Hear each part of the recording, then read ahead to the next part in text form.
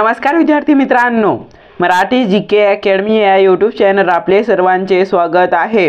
आजच्या व्हिडिओमध्ये आपण जिल्हा न्यायालय भरती 2024 पद शिपाई व हमाल या पदासाठी TCS पॅटर्ननुसार विचारण्यात येणारे काही अतिसंभाव्य प्रश्न पाहणार आहोत। तर मित्रांनो, व्हिडिओला शेवटपर्यंत पाहायचे आणि व्हिडिओला लाईक आणि चॅनलला सबस्क्राइब नक्की करायचं आहे का तर मित्रांनो, असे महत्त्वपूर्ण व्हिडिओ आपल्याला नक्की बघायला मिळतील।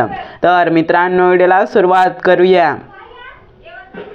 प्रश्न क्रमांक पहिला, खालीलपैकी उपजिल्हाधिकारी यांची निवड कोण करतात? तर ऑप्शन क्रमांक 4 योग्य राहील मित्रांनो आपलं उत्तर महाराष्ट्र लोकसेवा आयोग हे उपजिल्हाधिकारी यांची निवड करतात। प्रश्न क्रमांक दुसरा, महाराष्ट्रातील स्थानिक स्वराज्य संस्थांच्या निवडणुका कोण घेते? तर ऑप्शन क्रमांक 4 योग्य राहील मित्रांनो आपलं उत्तर राज्य निवडणूक आयोग महाराष्ट्रातील स्थानिक स्वराज्य संस्थांच्या निवडणुका घेते।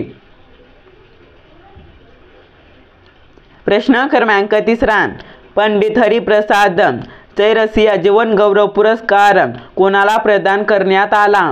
तर ऑप्शन क्रमांक 1 योग्य राहील मित्रांनो आपलं उत्तर डॉक्टर प्रभा अत्रे यांना पंडित हरिप्रसाद चौरसिया जीवन गौरव पुरस्कार प्रदान करण्यात आला। प्रश्न क्रमांक 4, संयुक्त राष्ट्राच्या आमसभेने कोणता दिवस आंतरराष्ट्रीय शिक्षण दिन म्हणून घोषित केला आहे? तर ऑप्शन क्रमांक 4 योग्य राहील मित्रांनो आपलं उत्तर 24 जानेवारी हा दिवस संयुक्त राष्ट्राच्या आमसभेने आंतरराष्ट्रीय शिक्षण दिन म्हणून घोषित केला आहे। प्रश्न क्रमांक 5, अर्थव्यवस्थेत अतिउच्च चलनवाढ काय दर्शवते? तर ऑप्शन क्रमांक 3 योग्य राहील मित्रांनो आपलं उत्तर पैशाचे मूल्य घसरणे हे अर्थव्यवस्थेमध्ये अतिउच्च चलनवाढ दर्शवते। प्रश्न क्रमांक 6, नीति आयोगाचे मुख्य कार्यकारी अधिकारी म्हणजे CEO या पदावरती पुढीलपैकी कोणाची नियुक्ती करण्यात आली? तर ऑप्शन क्रमांक 3 योग्य राहील मित्रांनो आपलं उत्तर BVR सुब्रमण्यम यांची नीति आयोगाचे मुख्य कार्यकारी अधिकारी म्हणजे CEO यांची पदावरती नियुक्ती करण्यात आली। प्रश्न क्रमांक 7, भारतीय संविधानात खालीलपैकी काय आढळत नाही? तर ऑप्शन क्रमांक 4 योग्य राहील मित्रांनो आपलं उत्तर परंपरांनी असणारी काही बाबी हे भारतीय संविधानात आढळत नाही। प्रश्न क्रमांक 8, 1 मे 1960 रोजी महाराष्ट्रात खालीलपैकी इतके प्रशासकीय प्रदेश आणि इतके जिल्हे होते? तर ऑप्शन क्रमांक 3 योग्य राहील मित्रांनो आपलं उत्तर 4 प्रादेशिक विभाग आणि 26 जिल्हे 1 मे 1960 रोजी महाराष्ट्रात होते। प्रश्न क्रमांक 9, डॉक्टर बाबासाहेब आंबेडकर आंतरराष्ट्रीय विमानतळ नागपूरचे पूर्वीचे नाव काय आहे? तर ऑप्शन क्रमांक 1 योग्य राहील मित्रांनो आपलं उत्तर सोनेगाव विमानतळ असे डॉक्टर बाबासाहेब आंबेडकर आंतरराष्ट्रीय विमानतळ नागपूरचे पूर्वीचे नाव आहे। प्रश्न क्रमांक 10, इसवी सन 2007 मध्ये कोणता देश सार्कचा 8वा सदस्य बनला? तर ऑप्शन क्रमांक 4 योग्य राहील मित्रांनो आपलं उत्तर अफगाणिस्तान हा देश इसवी सन 2007 मध्ये सार्क संघटनेचा 8वा सदस्य बनला। प्रश्न क्रमांक 11, अर्थसंकल्प 2023-24 मध्ये येणाऱ्या पैशामध्ये GSTचा वाटा किती टक्के आहे?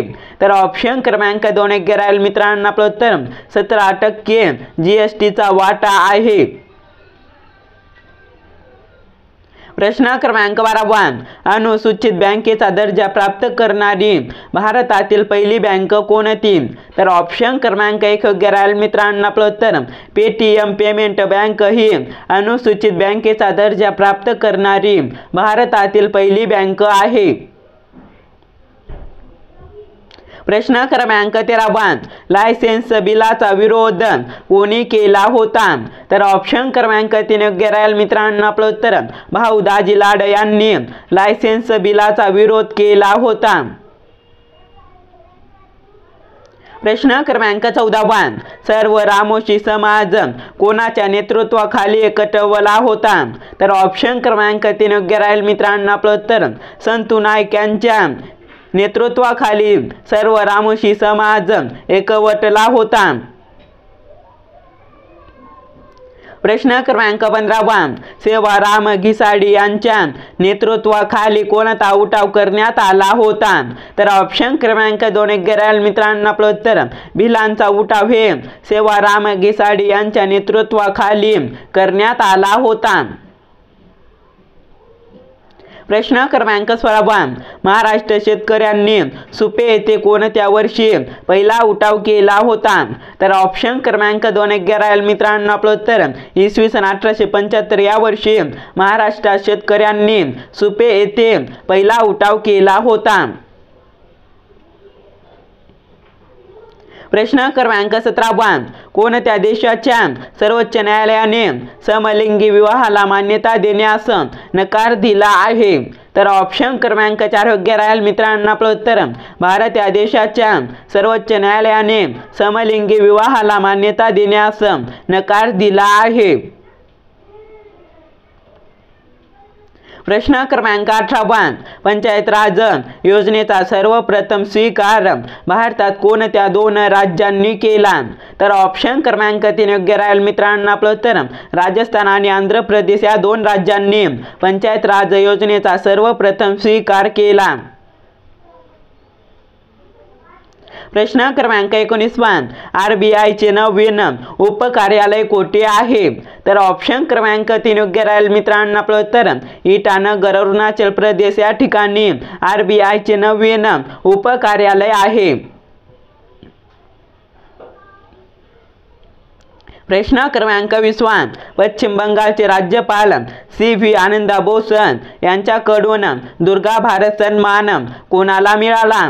तर ऑप्शन क्रमांक 2 योग्य राहील मित्रांनो आपलं उत्तर पंडित अजॉय चक्रवर्ती यांना पश्चिम बंगालचे राज्यपाल CV आनंदा बोस यांच्याकडून दुर्गा भारत सन्मान मिळाला। प्रश्न क्रमांक 21 आर्य समाजाचा कोणता उद्देश नव्हता? तर ऑप्शन क्रमांक 4 योग्य राहील मित्रांनो आपलं उत्तर क्रांतिकारक लढा हा आर्य समाजाचा उद्देश नव्हता। प्रश्न क्रमांक 22 गायीला राष्ट्रमाता जाहीर करणारे भारतातील पहिले राज्य कोणते? तर ऑप्शन क्रमांक 1 योग्य राहील मित्रांनो आपलं उत्तर उत्तराखंड हे राज्य गायीला राष्ट्रमाता जाहीर करणारे पहिले राज्य आहे।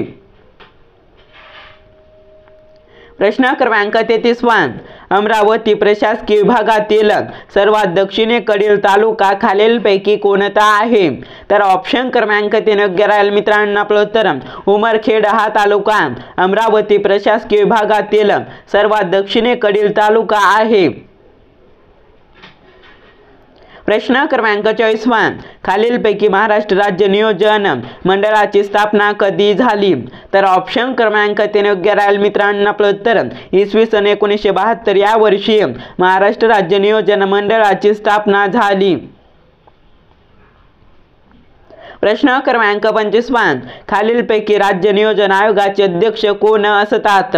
तर ऑप्शन क्रमांक 3 योग्य राहील मित्रांनो आपलं उत्तर मुख्यमंत्री हे राज्य नियोजन आयोगाचे अध्यक्ष असतात। प्रश्न क्रमांक 26 खेळणा किल्ल्यास शिवाजी महाराजांनी कोणते नाव दिले? तर ऑप्शन क्रमांक 1 योग्य राहील मित्रांनो आपलं उत्तर विशाळगड असे खेळणा किल्ल्यास शिवाजी महाराजांनी नाव दिले। प्रश्न क्रमांक 27 सेतुबंध हा ग्रंथ खालीलपैकी कोणी लिहिला? तर ऑप्शन क्रमांक 2 योग्य राहील मित्रांनो आपलं उत्तर प्रवरसेन यांनी सेतुबंध हा ग्रंथ लिहिला। प्रश्न क्रमांक 28 डॉक्टर बाबासाहेब आंबेडकरांनी कामगार व शेतकऱ्यांचे प्रश्न सोडवण्यासाठी स्वतंत्र मजूर पक्ष कोणत्या वर्षी स्थापन केला? तर ऑप्शन क्रमांक 2 योग्य राहील मित्रांनो आपलं उत्तर इसवी सन 1936 या वर्षी डॉक्टर बाबासाहेब आंबेडकर यांनी कामगार व शेतकऱ्यांचे प्रश्न सोडवण्यासाठी स्वतंत्र मजूर पक्ष स्थापन केला। प्रश्न क्रमांक 29 इसवी सन 1946 मध्ये भारतीय राज्य घटना समितीचे अध्यक्ष म्हणून कोणाची निवड झाली? तर ऑप्शन क्रमांक 2 योग्य राहील मित्रांनो. आपलं उत्तर डॉक्टर राजेंद्र प्रसाद यांची इसवी सन 1946 मध्ये भारतीय राज्य घटना समितीचे अध्यक्ष म्हणून निवड झाली. प्रश्न क्रमांक 30 खालीलपैकी राष्ट्रीय स्वयंसेवक संघाची स्थापना कोणी केली? तर ऑप्शन क्रमांक 4 योग्य राहील मित्रांनो. आपलं उत्तर डॉक्टर केशव बळीराम हेडगेवार यांनी राष्ट्रीय स्वयंसेवक संघाची स्थापना केली. प्रश्न क्रमांक 31 डॉक्टर केशव बळीराम हेडगेवार यांनी राष्ट्रीय स्वयंसेवक संघाची स्थापना कधी केली? तर ऑप्शन क्रमांक 3 योग्य राहील मित्रांनो. आपलं उत्तर 27 सप्टेंबर 1925 या दिवशी डॉक्टर केशव बळीराम हेडगेवार यांनी राष्ट्रीय स्वयंसेवक संघाची स्थापना केली. प्रश्न क्रमांक 32 महाराष्ट्रातील पहिले बहुमजली कारागृह कोठे उभारले जाणार आहे? तर ऑप्शन क्रमांक 3 योग्य राहील मित्रांनो. आपलं उत्तर चेंबूर येथे महाराष्ट्रातील पहिले बहुमजली कारागृह उभारण्यात येणार आहे. प्रश्न क्रमांक 33 महाराष्ट्र राज्यात विधानसभेत एकूण मतदानसंघ किती? तर ऑप्शन क्रमांक 2 योग्य राहील मित्रांनो. आपलं उत्तर 288 महाराष्ट्र राज्यात विधानसभेत एकूण मतदानसंघ आहेत. प्रश्न क्रमांक 34 जालना जिल्ह्याला या जिल्ह्याची सीमा नाही? तर ऑप्शन क्रमांक 4 योग्य राहील मित्रांनो. आपलं उत्तर उस्मानाबाद या जिल्ह्याची सीमा जालना जिल्ह्याला नाही. प्रश्न क्रमांक 35 लोकपाल विधेयक भारतात सर्वप्रथम लोकसभेत कधी मांडले? तर ऑप्शन क्रमांक 3 योग्य राहील मित्रांनो. आपलं उत्तर इसवी सन 1968 या वर्षी लोकपाल विधेयक भारतात सर्वप्रथम मांडले. प्रश्न क्रमांक 36 पेशवे बाजीराव दुसरे यांचे दत्तक पुत्र कोण? तर ऑप्शन क्रमांक 3 योग्य राहील मित्रांनो. आपलं उत्तर नानासाहेब हे पेशवे बाजीराव दुसरे यांचे दत्तक पुत्र आहे. प्रश्न क्रमांक 37 आझाद हिंद सेनेच्या महिला रेजिमेंटचे नेतृत्व कोणी केले? तर ऑप्शन क्रमांक 4 योग्य राहील मित्रांनो. आपलं उत्तर लक्ष्मी स्वामीनाथन यांनी आझाद हिंद सेनेच्या महिला रेजिमेंटचे नेतृत्व केले. प्रश्न क्रमांक 38 खालीलपैकी नोबेल पुरस्कार दरवर्षी कधी दिला जातो? तर ऑप्शन क्रमांक 4 योग्य राहील मित्रांनो. आपलं उत्तर 10 डिसेंबर या दिवशी नोबेल पुरस्कार दरवर्षी दिला जातो. प्रश्न क्रमांक 39 कोणत्या विधेयकाचे कायद्यात रूपांतर होण्यापूर्वी किती वाचने होतात? तर ऑप्शन क्रमांक 4 योग्य राहील मित्रांनो. आपलं उत्तर 3 वाचने विधेयकाचे कायद्यात रूपांतर होण्यापूर्वी होतात. प्रश्न क्रमांक 40 महाराष्ट्रातील पहिला सशस्त्र क्रांतिकारक कोण आहे? तर ऑप्शन क्रमांक 2 योग्य राहील मित्रांनो. आपलं उत्तर वासुदेव बळवंत फडके हा महाराष्ट्रातील पहिला सशस्त्र क्रांतिकारक आहे. व्हिडिओ आवडल्यास व्हिडिओ लाईक आणि चॅनलला सबस्क्राईब नक्की करा मित्रांनो. आपण भेटूया नेक्स्ट व्हिडिओमध्ये.